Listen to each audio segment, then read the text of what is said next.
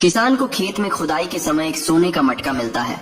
वह उसे जल्दी जल्दी घर ले आता है। फिर कबूतर के साथ मिलकर घड़े में कुछ पैसे डालता है। देखते ही देखते घड़ा पैसे से भर जाता है और किसान हैरान रह जाता है। अब एक दिन जब किसान खेत पर गया होता है कि एक सांप चुपके से घड़े में घुस जाता है। जब किसान आकर देखता है तो घड़े से हजारों सांप निकल रहे होते हैं। किसान और कबूतर डरकर भागने लगते हैं। सांप पूरे गांव में फैल जाते हैं। लोग परेशान हो जाते हैं। किसान सांपों को देखकर सब समझ जाता है। फिर किसान और कबूतर मटका लेकर खेतों की ओर भागते हैं और मटका को उसी जगह दफन कर देते हैं। फिर सब ठीक हो जाता है, लेकिन किसान रोने लगता है। फिर लाइक सब्सक्राइब नहीं किया।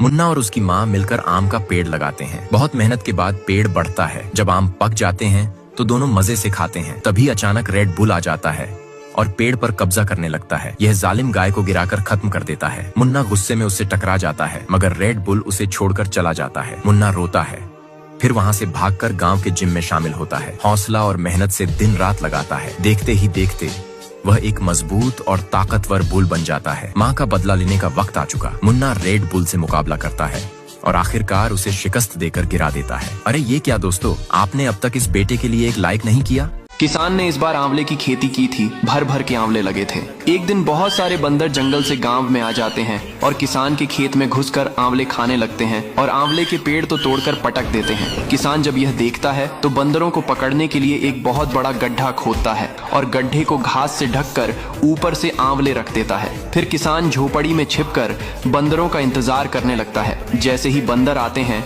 आंवले देखकर खुश हो जाते हैं और बिना सोचे समझे आंवले पर कूद पड़ते हैं और गड्ढे में फंस जाते हैं। अब किसान बंदरों को पकड़ लेता है।